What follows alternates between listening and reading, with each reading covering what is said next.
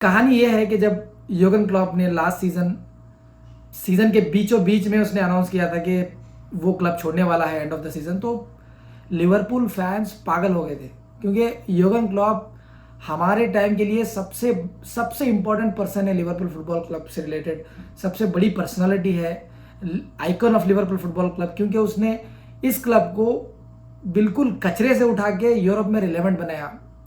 मैं मजाक नहीं कर रहा हूँ, सीरियसली।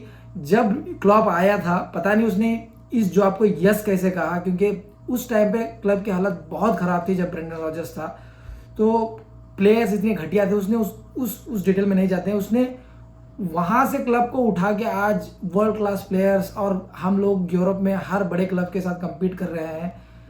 काफ़ी कुछ चीज़ें जीती, एवरी पॉसिबल ट्रॉफी उसने जिताया लिवरपूल को। तो जब जावी अलोंसो का नाम लिंक्ड हुआ था लिवरपूल से, तो उस टाइम पे ऑलरेडी उसकी टीम जो उसने भी लेवरकुसन को बहुत बॉटम ऑफ द टेबल से उठा के लीग में बचाए रखा। फिर पिछले सीजन उसने बायर लेवरकुसन को टॉप पे मेंटेन रखा था जब उसका नाम लिवरपूल से जुड़ रहा था। तो और एंड ऑफ द सीजन तो वो लोग इनविंसिबल रहे। एक ही मैच उन्होंने हारा था अटलांटा के अगेंस्ट यूरोपा लीग फाइनल में। तो लिवरपूल फैंस के लिए जावी अलोंसो का नाम लिंक्ड होना ये ऐसा था जैसे कि मैच मेड इन हेवन, क्योंकि वो ऑलरेडी लिवरपूल का प्लेयर रह चुका था, farmer Liverpool player, Enfield faithful का फेवरेट था, वन ऑफ द फेवरेट था, जेरार्ड का दोस्त था, पार्टनर था। दोनों ने मिलकर मिडफील्ड को बहुत टाइम के लिए डोमिनेट किया था, जेरार्ड और जावी अलोंसो ने। He was one of the player जिसकी वजह से वो इस्तांबुल मिराकल हुआ था जहाँ पे यूसीएल फाइनल 2005 में लिवरपूल जीती थी।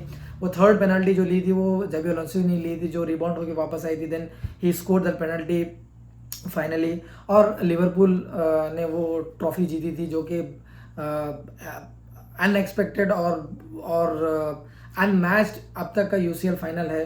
बट दोस्तों भाइयों, जैसे कि मैंने स्टार्ट में ही कहा था कि हम जिसको चाहते हैं वो नहीं मिलता, और जो हमको मिलता है उसको हम लोगों ने कभी चाहा नहीं होता है। तो हम लोगों को एंड में मिलता है आर्ने स्लॉट, जिसके बारे में हम लोगों ने कभी सुना नहीं था, जिसको हम लोगों ने चाहा नहीं था कि वो हमारा मैनेजर बने, बट एंड में लिवरपूल ने उसको अपॉइंट किया फॉर मेनी रीजंस। पता नहीं क्या जावी अलोंसो ने इस जॉब को रिजेक्ट किया, शायद वो रियल मैड्रिड का जॉब के लिए एम कर रहा था, या शायद हो सकता है कि लिवरपूल ने अप्रोच ही नहीं किया, पता नहीं, वॉट एवर द रीज़न में भी। लेकिन एंड में हमको मिला है Arne Slot, light Hank Schrader from Breaking Bad. तो अभी ये दोनों का मैच ऑपोजिट, मतलब अभी ये दोनों आमने सामने होने वाले थे एनफील्ड में। मतलब सितारों का मिलन होने वाला था कि वो बंदा जिसको हम लोग चाह रहे थे वो मैनेजर बने, और वो बंदा जिसको हम लोगों ने कभी चाहा ही नहीं कि वो हमारा मैनेजर बने। दोनों का मुकाबला आमने सामने था, Bayer Leverkusen and Liverpool, Bayer Leverkusen versus Liverpool at Enfield.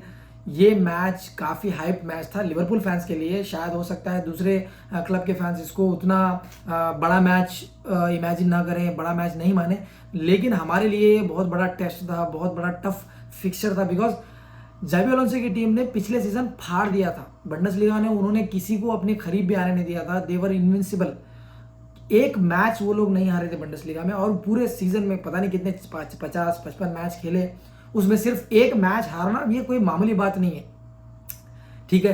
तो वैसी टीम का, और ऑलरेडी जब ये फिक्सर्स की लिस्ट आई थी आफ्टर दिस इंटरनेशनल ब्रेक, तो उसमें से ये एक फिक्सर ऐसा था जो टफ था मेरे हिसाब से, Arsenal, and this fixer was very tough, क्योंकि गिवन जावी अलोंसो के टैक्टिक्स, उसकी team very young exciting team है यूरोप में। तो ये दोनों का आमना सामना था, और हुआ क्या, मैंने सोचा था ये मैच ड्रॉ हो जाएगा या बहुत टफ होगा हम लोगों को जीतने के लिए, बट भाई साहब क्या मैच था, बिल्कुल डेमोलिश कर दिया, जावी अलोंसो को हम्बल कर दिया एनफील्ड क्राउड ने और लिवरपूल के प्लेयर्स ने।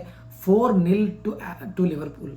लेवरकुसन को 4 गोल मारे। I think it is the biggest lost to जावी अलोंसो शायद रिसेंट टाइम में। और एक स्टैट है कि they have lost only 2 games, I think 2 और 3 गेम्स, शायद हो सकता है बुंडेसलीगा में भी। आई थिंक वो लोग स्टार्ट ऑफ द सीजन लीप्जिग से हारे थे, तो अटलांटा से यूरोपा लीग फाइनल में गैस्पेरिनी की टीम से हारे थे, जिसने लिवरपूल को पहले हराया, फिर लेवरकुसन को हराया था।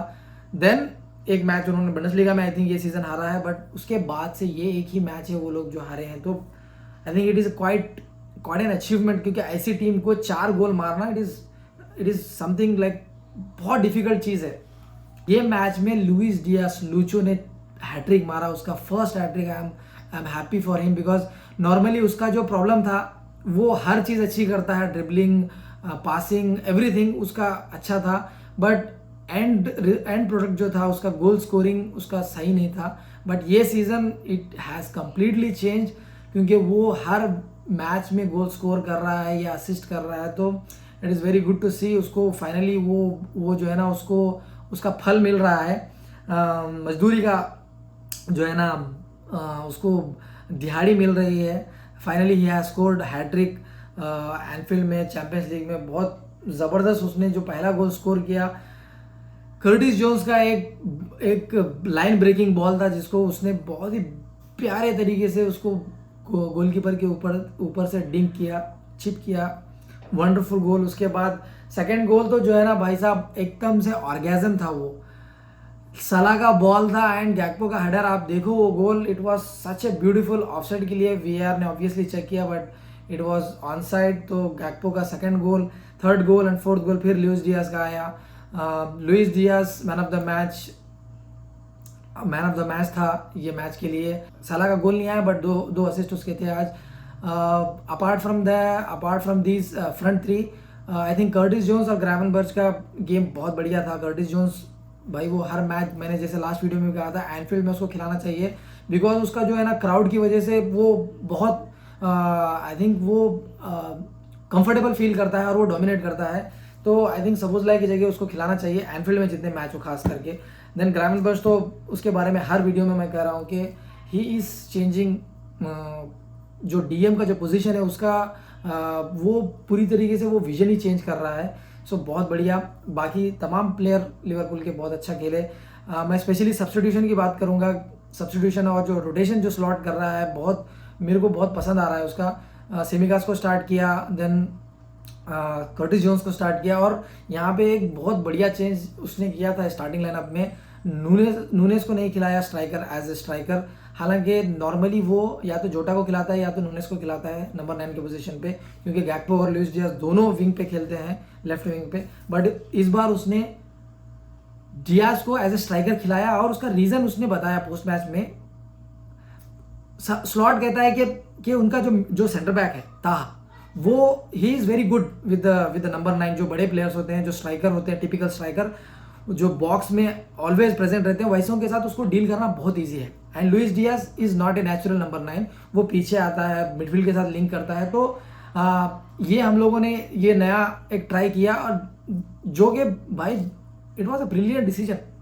उसने 3 गोल स्कोर किए, क्योंकि Luis Diaz he is such a player कि वो पीछे आता है, जब आगे बॉल नहीं आती तो वो पीछे आके गोल स्कोर करता है। तो वंडरफुल फ्रॉम स्लॉट। उसके बाद उसने सब्स्टिट्यूशन भी अच्छे किए, सुबोसलाई को लाया कर्टिस जोन्स की जगह, फिर रॉबर्टसन को लाया सिमिकास की जगह, ट्रेंड को चेंज किया, ब्रैडली को लाया। देन फाइनल मिनट्स में यहाँ पे और एक चीज़ इंपॉर्टेंट थी कि मैकलिस्टर और कोनाटे दोनों येलो कार्ड्स पे थे, और अगर और एक येलो कार्ड्स मिलता तो शायद वो लोग रियल मैड्रिड का गेम, जो नेक्स्ट हमारा गेम है, वो मिस कर जाते। तो वो भी मैनेज करना बहुत ज़रूरी था। एंड जब 4-0 हो गया तो लास्ट के आई थिंक 5-6 मिनट बचे थे, और उस टाइम पे आई थिंक एक सेंटर बैक ज़्यादा इंपॉर्टेंट होता है, क्योंकि क्लीन शीट सेंटर बैक के लिए बहुत इंपॉर्टेंट होती है। इट इज़ देयर ट्रॉफी हर मैच में। तो उसको लगा कि अभी वो लोग ट्राई करेंगे गोल स्कोर करने का, और हो सकता है कि कोनाटे शायद कोई फॉल करे या प्लेयर को येलो कार्ड वाला कोई अटेम्प्ट हो जाए उसकी तरफ से, तो उसने उसको निकाला, और फिर उसने कौन सा को लाया कोनाटे की जगह। तो गेम मैनेजमेंट बहुत बढ़िया था। और एक बात मैं स्लॉट के बारे में कहना चाहूँगा, ये फर्स्ट हाफ हम लोगों की टीम ठीक नहीं थी, मतलब ठीक है, बहुत ख़राब नहीं थी। दोनों टीम भी सेम तरीके खेल रही थी, क्योंकि जो लेवरकुसन है वो टाइप ऑफ, वो सिटी और ब्राइटन के टाइप है, मतलब उनके प्लेयर्स जो है ना, मूवमेंट में पासेस करते रहते हैं, वो लोग मूव होते रहते हैं, छोटा मूवमेंट होता है, जिसकी वजह से उनको पकड़ना बहुत मुश्किल होता है। और हम लोगों का जो पोजीशन है वो स्टडी है, मतलब विंगर्स विंग पे खड़े रहेंगे, वहाँ पे बॉल डालेंगे, फिर रोटेट करेंगे। तो हमारा और उनका गेम अलग है, और ऐसे टीम्स को जो है ना पकड़ना बहुत मुश्किल होता है, जिसकी वजह से first half it was difficult in my opinion. खराब नहीं था, कोई अटेम्प्ट नहीं हुआ, क्लियर कट कोई चांसेस नहीं थे, बट सेकेंड हाफ में वो क्या कर रहा है ऐसा पता नहीं। शुरू से ये सीजन में देख रहा हूँ कि मैं हर मैच में सेकेंड हाफ में कुछ अलग ही हो रहा है जिसकी वजह से हम लोग गोल स्कोर कर रहे हैं। ये मैच में वैसे वॉज 0-0 था फर्स्ट हाफ, सेकेंड हाफ में हम लोगों ने 4 गोल स्कोर कर दिया। तो wonderful, I don't know what is happening and what is he saying in the half time talk, but बहुत ज़बरदस्त चल रहा है अभी तक स्लॉट का। बट इसके अलावा भाई we are happy as a Liverpool fan, I am happy as a Liverpool fan because Liverpool on top of Champions League and in the Premier League. और हमारा नेक्स्ट मैच प्रीमियर लीग में Aston Villa के against है, जो कि last week तक Champions League में top पे थी और हम लोग सेकंड पे थे। Now we are going to face Aston Villa Saturday night, और ये मैच भी हमारे लिए काफ़ी बड़ा है क्योंकि अभी जो रन ऑफ फिक्चर्स था उसके अंदर ये भी एक बड़ा गेम था। अभी अगर हम लोग ये मैच जीत जाएंगे तो भाई साहब मैं क्या बोलूँ, जो टेस्ट था आर्ने स्लॉट के लिए ये पीरियड का और जो आने वाला अगला पीरियड है उसका हाफ वे थ्रू हम लोग जो है ना बहुत ही सक्सेसफुल तरीके से पार कर जाएंगे। 16 गेम हुए हैं, उसमें से 1 लॉस एंड 1 ड्रॉ।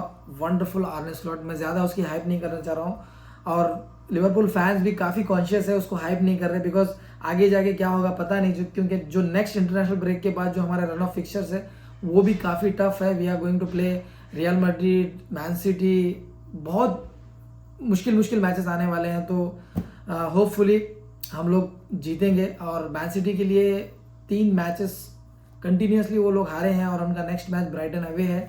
ब्राइटन काफ़ी खतरनाक टीम है and I think Brighton is going to give tough time to Man City and Pep Guardiola. शायद हो सकता है वो लोग ये मैच जीत जाएं और शायद हो सकता है कि वो लोग पॉइंट्स ले लें, मैन सिटी से ड्रॉ हो जाए। I hope this happens. अभी के लिए इतना ही, मिलते हैं नेक्स्ट वीडियो में। Until then enjoy this beautiful game.